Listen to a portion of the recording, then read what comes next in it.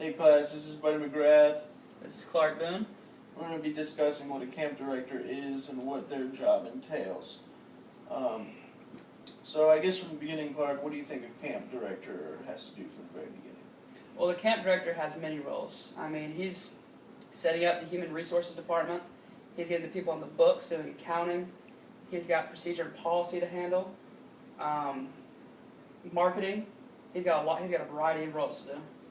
You're right, he has tons of roles to do, which makes him the face of the camp. Absolutely. He is that person that when you talk about a camp or you contact the camp and you want to get the most information about that camp, he's the guy that you want to talk to because he's going to have his hands in pretty much every job there is. He may not actually be doing the P&P, he may not actually be doing the budget, but he's right there overseeing it because he knows how to help do that kind of thing if any kind of issue were to happen. Say a cook were to be fired, their head cook. He could step in and help until they replace that cook. They're a very flexible person. I mean, he's the politician for the camp too. So I mean, he would be able to use his resources to find another cook quick. Let's see. I guess when you think about it from the very beginning, like say when you're first putting together a camp, and you have to put together some kind of marketing plan. Like, what does he come up with in there? Well, I mean, you want to be able to focus to your group that you're going toward. What are your ages of the campers coming? Where are the parents? How far out do you want to expand your horizon or your circumference of the children you're going to? You want to be in at 10 miles, 50 miles of your kids coming in. How many kids can you have per each session? How much do you need to charge for them? Things like that. You're right. I mean, you gotta make sure that you get a solid target market to go after for who you want to get to.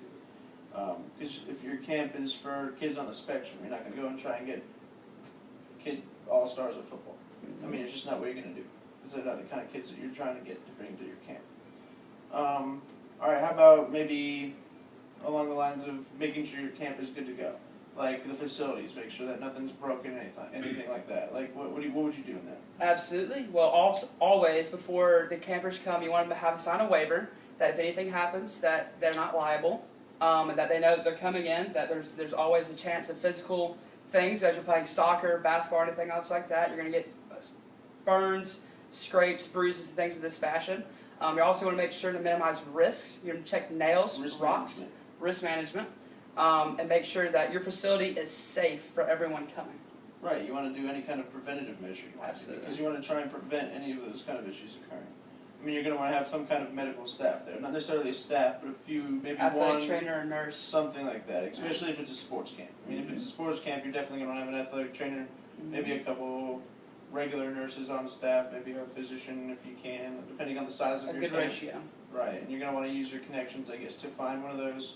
A bigger camp, you could probably have a doctor that maybe is the parent of one of the kids, and they can come in, twice a week and help with the camp, depending on how it is. Have a doctor call or whatnot. How about when you come up with like your philosophy statement for a camp? Yes. You're going to want to make sure that your goals in your philosophy statement make sense for a longer camp, because you're not going to want to have something religious for your philosophy statement if it's just a specific sports camp with no religious affiliation. And your camp director and all of the people working with them need to be on the same page with that camp philosophy, and that they're all promoting the same thing. There's no confusion that different people have different views on what we're doing, but everybody's on the same page moving forward, that we're moving the kids in the same direction. Right. I mean, especially when you're going in there to hire people. Yes. When you're going out to hire people and have interviews and whatnot, you want to make sure there's staff that you're going to be able to work with and they're qualified to do what you want to do. Make sure that, like, if you need a head football coach, you're not going to want to go get an assistant tennis coach or something. Absolutely. I know that sounds silly, but I mean, realistically, you want to make sure that they're qualified to do the job that they're going to do, and that they're going to be able to follow your philosophy statement, your mission statement, your vision statement of your camp. You're not going to want to have people come in and they've got a completely different way of doing things. How about something along the lines of maintenance? What about cleaning up the place?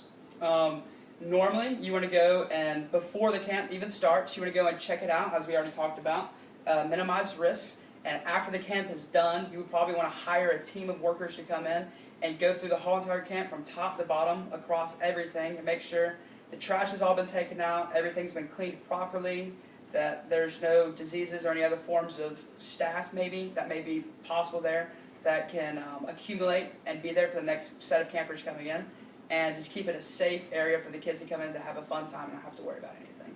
Exactly. I mean, that's pretty much spot on. Yeah. Goes to the same with food Yes. cooking, food safety, all that kind of stuff. You want to make sure that you have proper kitchen staff to be able to cook food for the kids and make sure that you keep accountability for each kid that has certain kind of allergies. Mm-hmm. Same with any kind of allergy reactions. You want to make sure that that's coordinated with your medical staff, and you also want to develop how you want to feed your kids. Do you want to do it in the cafeteria style, or do you want to do it in the family style setting?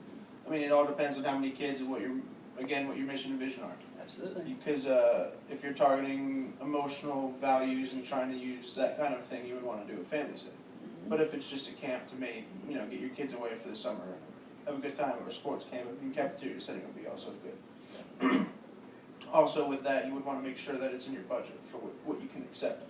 Because obviously your cafeteria setting for multiple people is going to be easier to afford. Yes. Rather than the family style if you have a lot of kids. And you have proper people in the kitchen as well that know how to do it. Not somebody who's never done something like that before. Right, you're going to want a head chef of some kind, not Yes. necessarily a chef, but a head cafeteria individual that knows what they're doing, how to manage feeding that many people.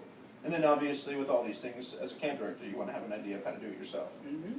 At least a general idea. You want to be that handyman. Yes. You can handle anything. How about transportation? Well, it all depends on the camp director. Some like to have their kids taken up straight to the camp. Others meet usually at a certain location and they all go in a bus or something of that fashion all together, where there are supervisors or adults on there with them to make sure that the bus is under control and they're getting there safely in a good fashion. Then when they get there, they usually have a loading off session where the parents usually have all the bags in one area and the kids go get their bags, and then they usually take them to their bunks or their houses respectively. Fair enough. I worked at a camp this summer where we actually had to make sure that the first week when we were getting them in, we had to go take a bus, and we had a different staff member depending on where they were working. It didn't really matter, but it was a general camper staff that would get on a bus, one or two of them, and go pick up kids coming in from Florida off the plains, or drive and pick them up from different locations. So you're spot on with that. I completely agree. Also, you want to make sure that your staff has proper training. Like I was saying, usually it's like a 1 week process before camp starts, depending on how long the camp is. It could be a weekend. But you want to make sure you have a structured training plan. A structured training plan and the budget also to do that, because you need to be sure that you're paying them, because they're there for your camp and they need to be sure they're getting paid for their time there as well, preparing for the children coming, and that they are comfortable with the training and they'll be able to use it functionality-wise to be able to use their training for the kids as best as possible. Well, that's why as a camp director you make your training really structured. Yes. I mean, it's all structured just the same way your whole camp is going to be structured towards your goal for your kids. Yes. Also, usually a payment plan for a camp is going to be like a salary. It won't be an hourly thing. So obviously you pay for the trip. Yeah. But that's right. I mean, normally it's just how it works. How about dealing with the relationship of like your surrounding community? Would you want to touch base with like a local movie theater and try and have like a movie night if it's like a summer-long camp, or like how would you go about stuff like that? Absolutely. I believe community is the best thing in working any type of facility, whether it be a high school or a camp or anything of that fashion. You want to get the community involved to make the kids feel like they belong and that they want to be there, and make them feel like they're at home, because a big problem usually with kids going out to camp is they get homesick and they want to go back home and see their parents. Well, if you're providing an environment that they feel like they're at home and they feel nurtured and cared for, they're going to want to stay there. And going to a movie theater, like they would do it normally at home over a summer, is a perfect idea. Or going out and doing arts and crafts somewhere, or going strawberry picking or blueberry picking. Also, you need to be careful of allergies and stuff like that. Of course. And look ahead in that before doing that, of course. And things of that fashion, absolutely. True. The camp I worked at this summer, the way they did that with the homesick, I mean, it was a big issue, because, I mean, they're going away for an entire summer. Mm-hmm. I worked at a camp where we were away for 3 months. And, I mean, after the first couple weeks, waves of kids got homesick, of course. I mean, they're ranging from 8 to 14. Mm-hmm. But the way we handled that was each age group of kids had a camp mom.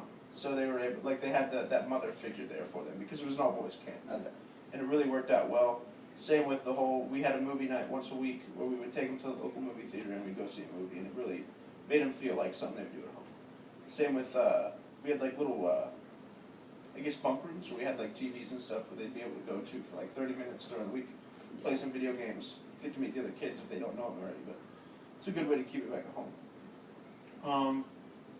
How about fundraising? Maybe I'm throwing you a loop right here, but fundraising is in maybe like starting a fund for the kids while they're there, maybe trying to get a different source of income. Absolutely. For the campgrounds or whatever, you can use them for a variety of different things. Use them maybe for a concert venue to go out there. Like in the off season? Yeah, in the off season. Concert venue, weddings, possibly. Anything you can, a variety of different things you can use it for. And that goes car into washes. The marketing plan too. In the marketing plan, absolutely. You want to make sure that you have that tied in there. Car washes, fundraising, runs, walks. Anything really to get the money coming in to support it, to be able to move it forward so it's not a one-year thing, but it's an annual thing for when kids want to come back and they want to keep doing it again. And that it's fun. It's not something that's boring, but you want to come back and do it. You want to experience that again one more time.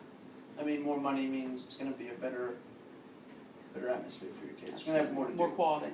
Right. I mean, either you have 2 tubes of paint or you have 400 tubes of paint. I mean, it's a money thing. It all comes back to your budget. But that's how you would make more money in the off-season doing that. So pretty much, I feel like we covered a whole lot of stuff. We did. Do you think we got anything else to touch on? I think we've covered the majority of everything we need to go over.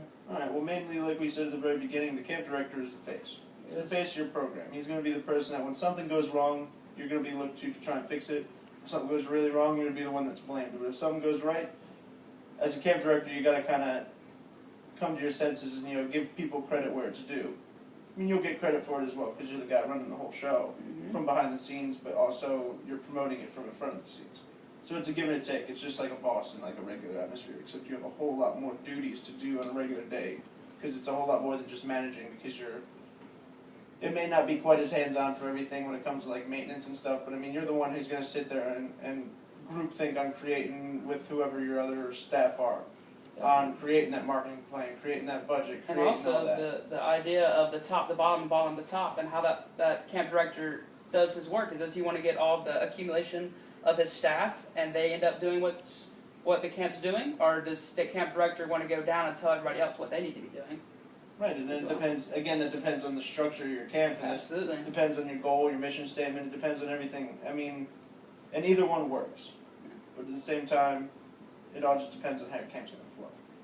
But anyway, I feel like we've covered just about everything we can about what a camp director does. I'm sure we missed some things, but in general, I feel like we should have a pretty good idea of what a camp director does and how they're going to do it. Alright, well, hope you enjoyed our talk.